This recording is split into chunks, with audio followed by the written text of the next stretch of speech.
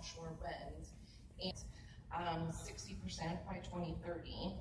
And this dates back many years from plans to...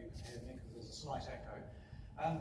Yeah, so up until 10 years ago, Found Ocean had been a pure play oil and gas business operating all over the world, installing offshore structures. I mean, our particular specialism is mixing and pumping concrete into the foundations of offshore structures. And 10 years ago, we could see there was a sort of a smallish. There's been a drive to drive cost out of the. I'd agree with some of the points Jim's made there. Perhaps just to go back to where JDR's come from, it's interesting that OTC is celebrating its 50-year anniversary this year. A few years ago, 2016, JDR celebrated its 50-year history since the company, or the origin of the company, was formed.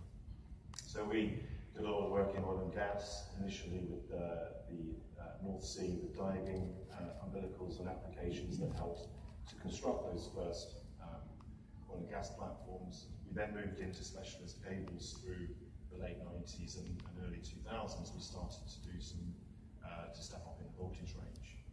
And we, maybe stepping up the voltage from 33 to 66 kV is actually disruptive innovation. However, I think companies that have that forward-looking approach, looking at how can we grow our business, you will see that there's an opportunity. If you're there first, you can develop your technology, you can offer something to the market that reduces offshore costs.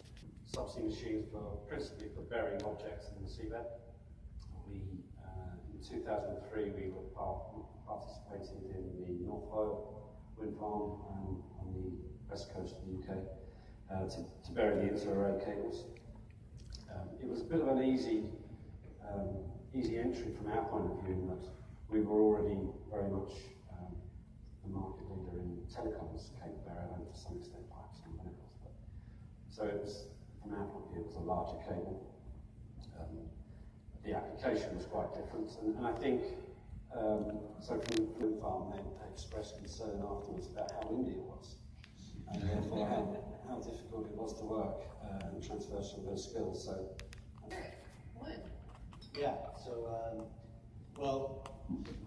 I bring kind of definitely an offshore oil and gas background to this subject, and so I can speak a little bit to how Wood is leveraging that experience to strengthen its offshore wind capability. So I, like many within Wood, I have 28 years of offshore oil and gas experience, and now I'm responsible for our front-end development group globally within Wood, and so I've been at a lot of the same issues that we see in offshore oil and gas industry. We see the same type of needs being used for visualization that we're retooling to allow us to work with our synergy.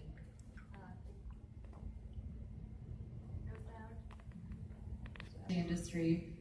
But we have a bit of a unique perspective, I think, because our approach here in the U.S. has been a combination of leveraging some very extensive expertise that we have in the UK and in Europe, but in very specific service lines, and then transitioning our extensive oil and gas expertise out of our Americas group. We've been very, I think, successful with the active developers coming from the UK, but with really specific local knowledge that's been developed here. And my